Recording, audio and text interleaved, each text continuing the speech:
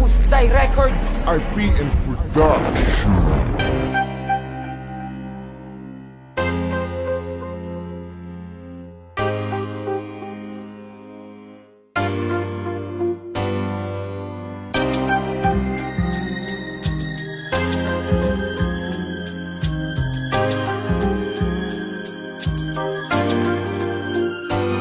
Maraming buhay sa mundo na isinilang na dukha. Kahit nagbabanat buto, isang kahit isang tuka. Mga pamilya na gutom, laging kumakalamang dyan. At mga batang di nakakatungtong sa paaralan. Pakalat-kalat sa daan, walang tirahan at makain. Walang mapuntahan kundi ang masamang gawain. Di marunong na bumasa o kahit magsulat ng pangalan niya dahil sa kalsada na namulat. Ang kanyang mga mata pa lang sa murang edad, pamamasura at kalakal sa masukal na syudad. Ang kanyang pinamumuhay pantawid sa araw-araw, sunog na ang balat dahil sa nagbabagang araw na kailangan niyang gawin para sa mag-ina't anak. Ngunit kinabukasan ng kakanin niya ay di tiyak, kailangan pumatak ang pawis muli at magsumikap. Ganyan ang pamumuhay ng sinilang na mahirap. Di mo ba napapansin ang mga bagay sa paligid? Bigyan mo ng halaga mga natatanggap mo, mga natatanggap ko, mga natatanggap nyo. Bigyan natin ng lunas ang kahirapan sa mundo. Mga bata na nagugutom, hindi makaahon, patuloy pa rin sa daing at magsulong sa kahirapang nararanasan. Matatakasan pa ba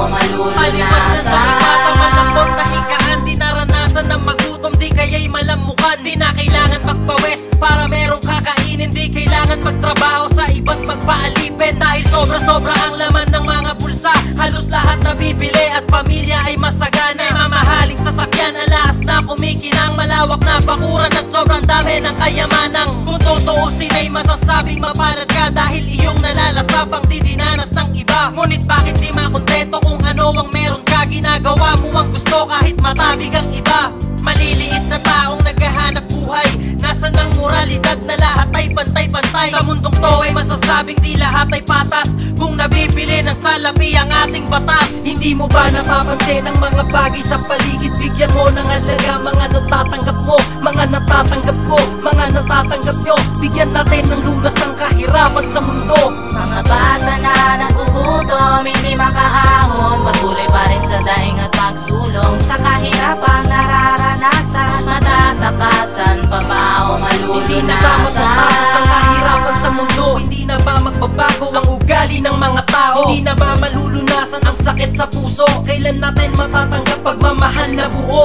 Kailan tayo makakakuha ng bagong pag-asa? Kailan matatamasa? Kailan makakalaya sa rehas ng kapusukan at sakit na walang hanggan? Kailan natin mahahawakan ng ating kaunlaran? Kung puro lang kaululan, kapurulan ang ginawa, paano mo matitiis ang mga batang lumuluha? Paano ka nakakatulog sa gabi kung di nadalaw ka ng iyong konsensya sa dami na nang pumanaw sa iyong kagagawan dahil sa iyong kasakiman? Sa sobrang daming tinapakan, sobrang daming kasalanan. Kung tutuusin ay dapat tayo'y magtulungan para balang araw ay madanas ang kaginhawaan. Hindi mo ba napapansin ang mga bagay sa paligid? Bigyan mo ng halaga mga natatanggap mo, mga natatanggap ko, mga natatanggap nyo. Bigyan natin ng lunas ang kahirapan sa mundo. Mga bata na nagugutom, hindi makaahon, patuloy pa rin sa daing at magsulong sa kahirapang nararanasan. Matatakasan pa ba o malulunasan? Hindi mo ba napapansin ang mga bagay sa paligid? Bigyan mo ng halaga mga natatanggap mo,